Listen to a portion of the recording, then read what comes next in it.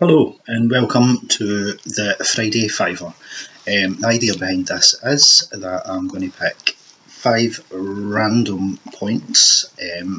These are related to Star Trek Deep Space Nine today, arguably, in my opinion, actually the best of the Star Trek series. And first up we have, just introduce you to my lovely sidekick. This is Daisy, the jug. Oh, yeah.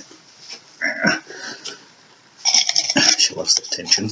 And first up we have the Dominion. Personally, I thought the introduction of the Dominion was a fantastic idea. I loved how it took 2 seasons to set them up, and by the season 2 finale, Jem'Hadar, when they actually first properly appeared and destroyed the Galaxy class ship, that was stunning. Obviously, the impact that made, the equivalent of destroying the Enterprise D was a huge thing, and it set up season 3 and the rest of the series beautifully, I thought. One of the best things I thought as well was the fact that it started off a kind of silly, low-key episode with the whole camping trip thing, and then by the end of it, you were like, the F word, the Federation's screwed. And at that point as well, like, there was no the internet and stuff like that, there was no spoilers. It wasn't you really didn't know where the series was going to go next, and when it progressed onto the search and watching that episode, the build up as well, like, I'm kind of disappointed it was essentially a holodeck episode, kind of. It was basically all in their minds, but the progression of the Dominion and how they kind of tied into the mythos of DS9 and the whole Star Trek universe as a whole was fantastic. In terms of a threat, I would say that they're probably better than the Borg. How the Borg were used in, well, I'm not really going to talk about Voyager, but I prefer the Dominion personally. There's other points in this that I don't really want to cover too much in case they come up in the pot. However, I'll take another one, but overall I would just say that they are probably the best, biggest, baddest threat, and they were handled amazingly well on DS9 by the writers, and love them. Ooh, next one. Rapture. I would say that this is probably personally my favourite episode. I know the kind of default is In the Pale Moonlight, which was also a stunning episode. However, I preferred Rapture personally myself, because at that point, the whole kind of idea and like the build up of Cisco as, well, the Cisco emissary, it was handled really well, and his descent into kind of madness was fascinating to watch. You really, again, you didn't know where it was going to go in the scene, especially where he's walking through the promenade and he's like the Holy One, and everybody just kind of stands and watches Cisco walk with awe. It's one of the kind of scenes that stick out in the series overall. It's very memorable. I thought the whole kind of the obelisk thing, I mean, fair enough, the set and budget and stuff, well, I guess it was really big and stuff like that, but it could have been bigger, maybe. It was a wee bit too low-key, I think, but aside from that, it was fantastic. That episode's also notable because obviously that's the first time you see the staff in the new First Contact uniforms. Pet peeve, I would say, is Cisco's com badge. Like, why did none of the production staff say, put it below the line? It kind of sits over, and I'm quite OCD about these things, and kind of watching it, I was like, it stuck out. Even to this day, like, I just watch it and I go, the com badge, the com badge, fix it. Aside from that, fantastic episode, and highly recommend. And the next one, the new uniforms. Again, totally random. But as it says, like, I did like them. I thought they were more distinctive than the, I kind of call them Voyager now, because obviously Voyager had them for the 7-year run. They kind of look, I like the fact that when they break them down, like, there's various levels. Like, you can have it Picard style, unzipped, or you can have, like, totally off with the tunic underneath. It's a very smart uniform, and really reminds me of First Contact, which obviously was probably the best, well, in my opinion, the best of the movies. And yeah, that's all I'm going to say about uniforms. The next one is season 7, and I should say I couldn't find a decent pen, so it took me ages, like, actually going over these repeatedly with a biro. No expense spared. Yeah. Season 7 was a bit of a letdown, if I'm honest. I don't know if that's a popular thing to say, but in terms of, like, the build up, I thought that, well, personally I preferred the early years. Again, I don't think that's the most popular of opinions.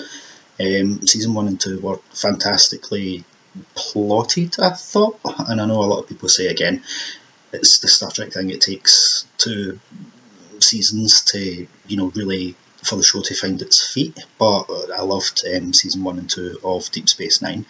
It was kind of slower, more kind of intricate stories, really focused on the characters. You really got to know the characters, and then by the point where it got to season 3, 4 onwards, like, you knew these people, they were real, like, 3-dimensional people. Season 7 was, I don't think it was very well planned, to be honest. Obviously, it kind of built up, and there was the kind of culmination of the Dominion War arc towards the last few episodes, which were, you know, really action-packed, and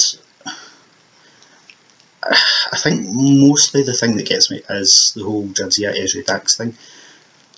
I know obviously the writers really couldn't have planned for Terry Farrell leaving, you know, and I don't know if Ezri was really, you know, a big last minute decision, and maybe they had to do a lot of, like, re-scripting and everything to tie her storyline into it, but I think too much time was spent on that, and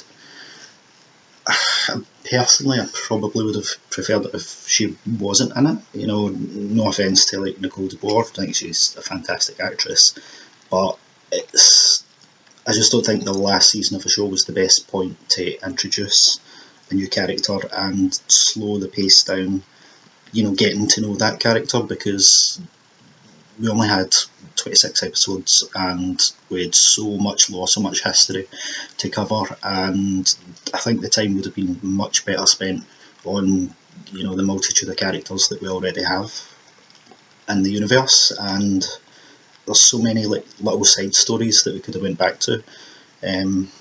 Yeah, so season 7, I would say personally,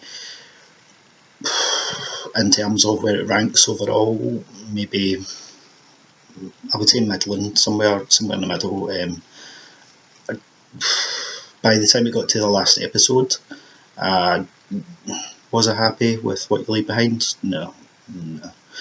And again, obviously, with, I don't know, if licensing and whatnot, they couldn't show Jadzia, but when everybody had the little flashback in their memories and Worf's all involved Ezri, you know, there was not one of Jadzia.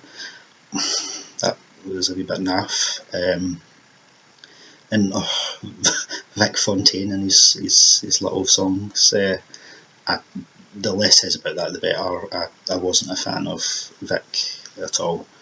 So, numero 4, Kira and Odo.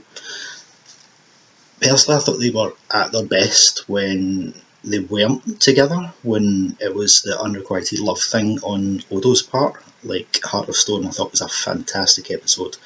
Kira's trapped in the kind of crystalline thing and our life's at stake. Odo's forced to admit that he has feelings for her and everything was fantastic. I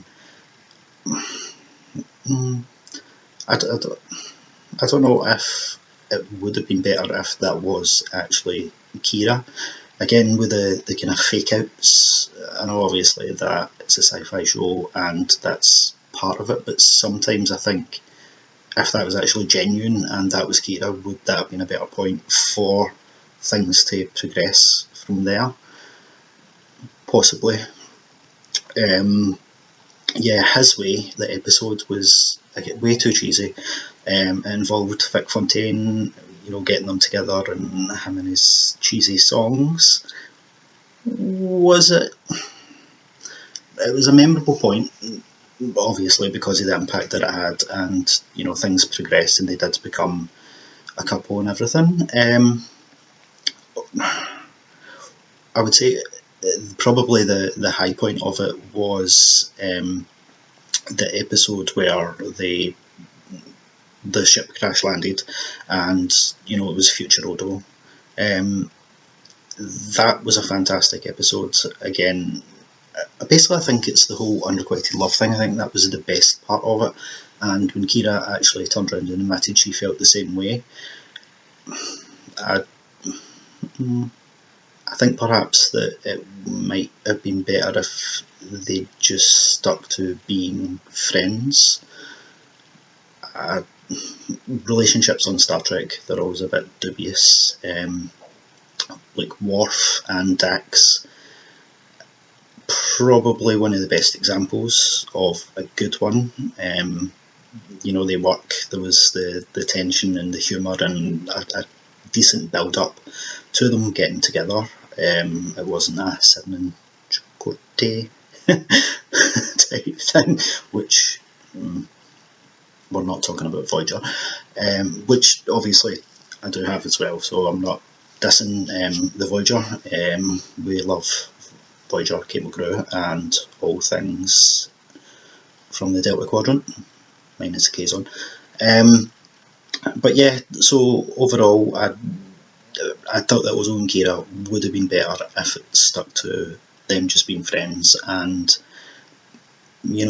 seeing how the relationship would have developed as friends, with Kira knowing, what she knows, and yeah, babbling a bit there, sorry, but this is new to me, so bear with. I'll get better, we'll get better. And lastly, for the Friday Fiver, we have Tosk. Bit random, I know, but again, as I said, I really enjoyed season 1. Tosk was a fantastic introduction, like species from the Gamma Quadrant, because he genuinely seemed alien. His mannerisms, it was different, and his relationship with O'Brien was a kind of high point as well for the O'Brien character, because it forced him to disobey the Cisco. It was just a really, really fun, different episode, and I can't remember what they called, but the race that the hunters that chased the Tosk, outfits were a wee bit dodgy, even by standards back then, I would say.